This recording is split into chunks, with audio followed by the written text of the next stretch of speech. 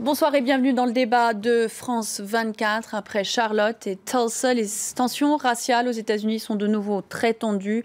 À 4 jours d'intervalle dans l'Oklahoma et puis en Caroline du Nord, un noir a été tué par un policier dans des conditions qui demandent à être éclaircies. À Charlotte, voilà les images de cette nuit, une deuxième nuit de violence. L'état d'urgence est toujours en place aujourd'hui. On espère y retrouver dans peu de temps notre envoyé spécial Gallagher Fenwick. On peut le retrouver tout de suite. Gallagher, quelle est la situation autour de vous ce midi à Charlotte? Est-ce que l'ambiance est toujours aussi tendue?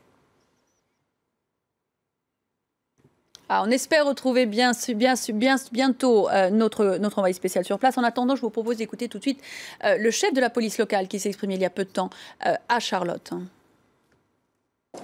Je ne vais pas mettre en place le couvre-feu à moins que les manifestations deviennent un problème et que nous devions évacuer les rues plus tôt. Je ne peux pas vous donner d'heure précise. Cela va dépendre de ce que l'on voit et nous déciderons ensuite de ce qu'il faut faire pour assurer la sécurité des gens. Et on retrouve tout de suite Gallagher. Gallagher, on écoutait à l'instant le chef de la police locale. Donc pas de couvre-feu, il avait été envisagé. Par contre, l'état d'urgence reste en place. Est-ce que l'ambiance est toujours aussi tendue ?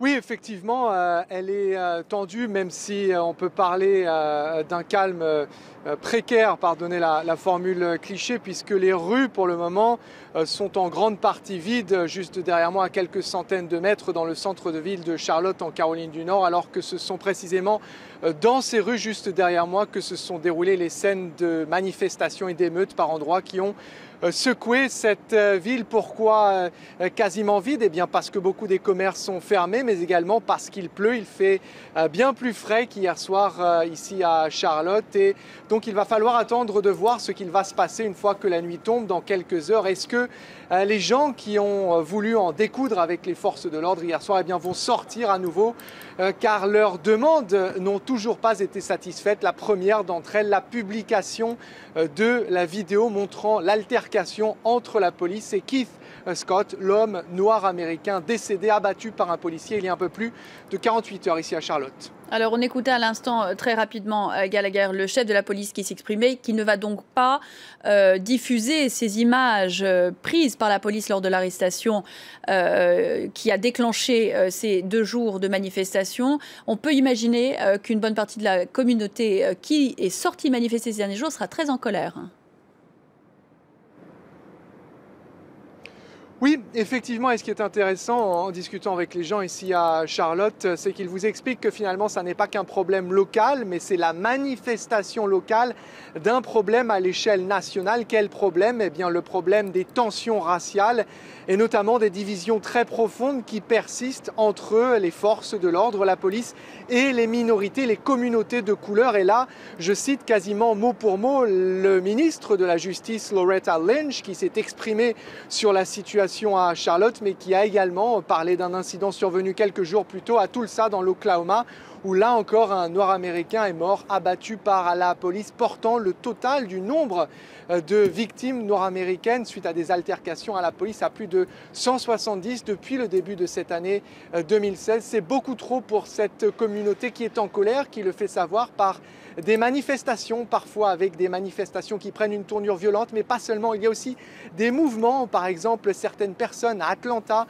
en Géorgie, une ville où il y a une très importante population noire américaine. Là-bas, on appelle plutôt au boycott économique des institutions qui font partie de ce système qui, selon ces personnes, tolère l'injustice et notamment les brutalités policières à l'encontre des minorités. Puis un dernier mot, tout à l'heure, j'ai pu échanger avec un latino-américain qui disait que ce problème n'est pas uniquement celui des noirs américains, mais de toutes les minorités, et qui donnait des exemples où des latino-américains, eux aussi, sont confrontés à des situations brutales ou violentes dans leur rencontre avec la police, alors que l'échange avec les forces de l'ordre aurait pu être tout à fait cordial. Donc de vives tensions et des divisions, souvent le long de lignes raciales ici aux États-Unis. Merci beaucoup Gallagher Fenwick en direct donc de Charlotte. On en parle tout de suite avec mes invités. J'ai le plaisir de recevoir en plateau ce soir Anne Dessine. Vous êtes politologue, également auteur de la Cour suprême, d'un livre sur la Cour suprême des États-Unis. Bonsoir. Bonsoir. Ravi de vous recevoir. Avec nous également en plateau Cheryl Peguis, qui est consultante et traductrice et spécialiste également des questions des États-Unis et des questions américaines. Merci beaucoup d'être là avec nous ce soir en plateau également. Dominique Simonet, qui est essayiste et co-auteur de First Ladies à la conquête de la Maison-Blanche. Bonsoir, on est ravis de vous recevoir. Bonsoir, et en plateau également Jean-Éric Brana, maître de conférence à l'Université Paris 2, également auteur de American Touch récemment et avant d'un livre sur Donald Trump. Merci beaucoup d'être avec nous. On va regarder, en vous parlant de ces images, Cheryl Peguis, d'hier soir, qui sont très frappantes par leur violence. On a du mal, finalement, à les regarder presque, tellement elles sont violentes. Et la raison pour laquelle elles sont tellement violentes, c'est qu'on n'est pas simplement face à une colère provoquée par des bavures policières, on est face à une colère provoquée par quelque chose de beaucoup plus profond aux États-Unis. Effectivement. C'est justement ça la difficulté du problème actuel. On a souvent, autour des moments des élections d'ailleurs, des questions, ça peut être racial, souvent, c'est comme l'immigration aussi, toujours ces problèmes interviennent au moment de changement, mais qui reflètent plutôt les peurs basiques qui existent chez les gens et donc sont faciles à enflammer. Après, ça devient des boucs émissaires pour des malaises beaucoup plus profondes. Quelqu'un a parlé du fait que c'était un problème pas que local, mais national. Moi, je dirais que c'est plutôt un problème international. On est confronté avec le même genre de problème ici en France d'ailleurs, qui est certains facteurs dans la société qui dépassent la capacité des gens d'accepter et désintégration, un peu des liens entre des gens dans la société.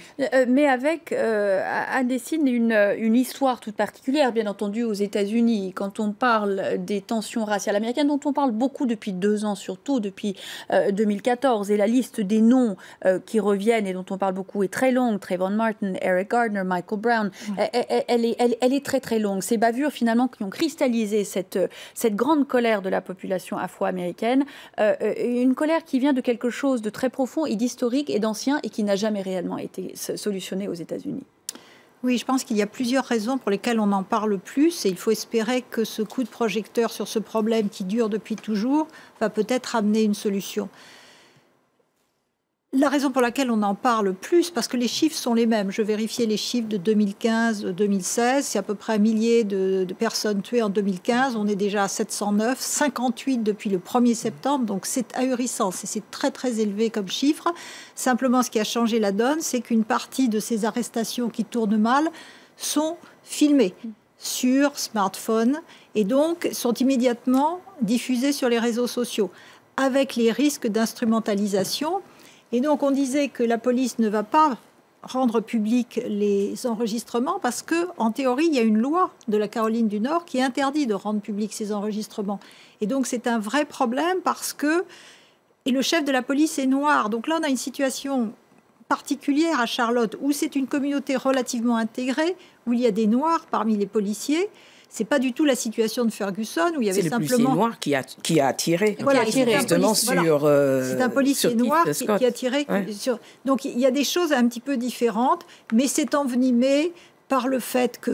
Donc maintenant on le sait, et puis cette atmosphère de haine et d'appel à la violence que systématise la campagne de Trump. Dominique Simonet, tout d'abord sur cette question des films, des vidéos, de ces preuves qui sont assez centrales. On avait vu récemment l'incident où la jeune femme s'était adressée directement à la caméra et avait diffusé sur Facebook le meurtre de son compagnon. Donc une capacité à diffuser finalement cette information, à la faire passer et qui crée bien sûr une colère qui la provoque et qui la maintient. Oui, Anne Dessine a raison, ça a tout changé. C'est vrai que le fait qu'il y ait des téléphones portables et que n'importe quelle personne dans la rue puisse saisir un acte de violence qui soit fait par la police ou par quelqu'un d'autre, mais là en l'occurrence il s'agit de violence policière, ou que les policiers portent des caméras, puisque c'est une demande qui est de plus en plus forte, ça change tout, parce qu'on a la preuve effective. Ça pose le problème... une fois encore de la violence policière, des méthodes des polices des États qui sont un peu militaires, ils ont l'habitude de on tire. Là, il semblerait que la victime ait eu un livre entre les mains, je crois. C'est un livre qui a été pris selon ses proches. Qui a été pris selon ses proches, voilà, qui a été pris pour un fusil ou pour un revolver par les policiers. Donc on est toujours dans la même chose. Et donc la seule chose qui compte, c'est effectivement la preuve visible. Et ces vidéos sont d'autant plus importantes, Dominique Simonet, que jusque-là, la police américaine n'avait aucun devoir, aucune obligation de publier ces chiffres. C'est-à-dire qu'un civil est abattu aux États-Unis, dites-moi si c'est vrai, il me semble que c'est le cas, la police n'est pas obligée de le publier ou que ce soit. Donc les chiffres que nous avions au sujet des bavures policières étaient relativement peu fiables. Tout dépend des États. Le problème, c'est que tout dépend des États. Aux États-Unis, vous savez, il faut toujours le rappeler, mais c'est vrai qu'il y a une différence très, très importante selon les règlements des États. Cela dit, il y a quand même, dans la plupart des États, une espèce de... il y a toujours ce stand your ground, c'est-à-dire cette doctrine de la légitime défense. C'est-à-dire que on peut toujours tirer, et puis de toute façon, on peut toujours plaider la légitime défense. Il y a une vieille habitude comme ça. Et puis il ne faut pas oublier, on est dans le Sud aussi. On est dans le Sud, dans un passé de violence, avec les vieux démons qui se réveillent. Il y a d'une certaine manière un concentré du passé noir de l'Amérique qui est là, qui se réveille à chaque fois. Il faudra bien effectivement qu'un jour les États-Unis, les Américains essayent d'avancer un petit peu vers la réduction de la violence, à la fois de la part de la police, mais aussi du port d'armes, parce que les deux sont liés, évidemment. Jean-Éric Brana, on parlait à l'instant des chiffres. Ce n'est pas que dans termes absolus, les Noirs sont plus victimes de bavures policières que les Blancs. C'est qu'en termes de proportion qu'ils représentent dans la population américaine, ils sont bien entendu bien trop fortement représentés dans ces chiffres-là. Oui. D'abord, Anne Tézine a soulevé un chiffre qui, moi, m'a interpellé. J'allais le reprendre aussi. On a entendu dans votre reportage Loretta Lynch, qui est donc ministre de la Justice et noire aussi, il faut quand même le relever, parle de 170 morts depuis le début de l'année. Bon, on sursaute quand on entend ce chiffre, parce que moi j'ai le même, on est au-dessus de 700 depuis le début de l'année, donc on est vraiment dans autre chose. Il y a déjà 100 juste en Californie, donc ça ferait vraiment un gros déséquilibre avec le reste du pays. 43 en Floride, vous voyez, je suis déjà avec 2 États et j'ai atteint le chiffre que l'État fédéral nous annonce. C'est vrai que on ramène ça à des chiffres, toujours embêtants les chiffres, mais Charlotte, 800 000 personnes, 35% de Noirs, 50% de la population carcérale qui est noire quand même, et on a toujours ce déséquilibre. On n'est pas dans une... Enfin, l'équation, elle ne se fait pas à chaque fois. Là, on retrouve ce qu'on avait effectivement sur Ferguson pour faire le lien et un petit peu partout. En revanche, moi, je mettrais un petit bémol par rapport à ce qui s'est passé avant. Il y a eu des changements par rapport à Ferguson, puisque l'armée n'est plus... L'armée, vous voyez, le lapsus qu'il ne fallait pas faire et je viens de le faire. Donc, c'est bien dommage. La police, même d'État, et même en Caroline, ou surtout en Caroline, où elle est un peu moins... violente qu'ailleurs, parce qu'effectivement, la population effectivement y est plus intégrée, la population noire, et n'est pas surarmée comme elle l'était à Ferguson. On était dans un autre temps, il y a 2 ans, où on avait atteint des sommets, où franchement, c'était les surplus de l'armée qui étaient donnés à la police, et là, le déséquilibre était énorme. De plus, depuis... Tous les policiers portent une caméra maintenant aux États-Unis pour filmer tout ça. Alors là, c'est pas de chance. Il est en civil. C'est un policier en civil. Si, les policiers maintenant portent. Non, ça dépend des États. Celui-là, en l'occurrence, on ne portait pas, je crois. Mais non, on va dire c'est la faute à pas de chance. Mais bon, l'événement, l'étincelle, elle vient aussi de ça. Ça aurait été un policier en uniforme en Caroline, il aurait eu une caméra. Donc, mais même quand on a ces films, et je pense notamment à ce qui s'est passé à Tulsa quelques jours avant, dans l'Oklahoma, on a d'ailleurs plusieurs points de vue, puisqu'on voit l'incident de la rue, on le voit à partir de l'hélicoptère, et encore, les uns et les autres n'arrivent pas à se mettre d'accord sur ce qu'il contient véritablement. Bien sûr, et dans le cas ici, de toute façon... Bon, je crois que j'avais justement le maire qui a parlé du fait qu'elle ne voulait pas montrer pour l'instant ce film, que peut-être que ça pourrait rajouter aux émeutes, etc. Il tourne autour comme toujours, des circonstances de la situation, sans qu'on parle toujours, pour moi, du fond. Et le fond, c'est quoi pour vous ? C'est comme j'ai dit, tant que ça tourne justement autour de la vieille dispute policier noir, etc. Comme vous dites, il n'y a rien qui a changé. Tout ce qui se passe maintenant se passe depuis toujours. Et on n'a pas qu'à être noir pour le savoir. Ça se passe entre la police et les Noirs depuis le début. La différence, comme vous dites, c'est le fait que c'est filmé maintenant. Donc tout est mis à jour, qui fait que ce problème semble maintenant d'avoir pris de l'ampleur, mais c'est une fausse ampleur. Parce que pour moi, c'est vraiment juste une bouc émissaire pour un problème qui est beaucoup plus profonde. Moi, je rajouterais bien quelque chose. Une des raisons pour lesquelles les choses bougent, c'est que, donc, grâce à la publicité, on est au courant des événements. Et donc, nous suivons ce qui se passe. Et ce qui est très grave, c'est qu'il n'y a pas de suite judiciaire. C'est-à-dire, quand on regarde tous les événements que vous avez mentionnés, l'un a été acquitté, un autre policier, il y a eu un non-lieu. Dans certains cas, le procureur renonce à poursuivre. C'est-à-dire que, finalement, 9 sur 10 des policiers s'en sortent, peut-être en démissionnant. Ce qui s'est toujours passé. Voilà. Oui, mais on le sait maintenant. Et on le sait maintenant. Aujourd'hui, on suit. Donc, il y a le premier incident, Jean-Éric Brana, et puis derrière, il y a le fait que la justice n'est jamais faite. Et c'est ça, finalement, que les États-Unis sont en train de regarder, que la population noire américaine, surtout, est en train de regarder. C'est depuis toujours que c'est comme ça. Je vais encore faire l'avocat du diable, mais c'est vrai et pas tout à fait vrai, puisque dans la plupart des affaires, ce sont quand même les grands jurys qui relâchent les personnes, et les grands jurys sont quand même les citoyens. Alors après, on va discuter de la composition du grand jury, par exemple sur Ferguson, en disant... Et de la procédure, car dans la procédure du grand jury, c'est le procureur qui a tous les pouvoirs, et donc il peut très bien influencer le procureur apporte les preuves, c'est quand même le citoyen qui décide à la fin. Sur ce point qui est intéressant, sur la question du jury, je voudrais vous lire un tweet qu'on est en train de recevoir, encore un noir tué par la police américaine. On connaît déjà le verdict du procès légitime défense. Sur cette question, l'un des problèmes n'est-il pas que, effectivement, on parle de jury composé de citoyens ordinaires, et donc qui rappelle, qui reflète un véritable problème de racisme, même pas celui qui est institutionnalisé dans la police fédérale, mais au niveau de la population.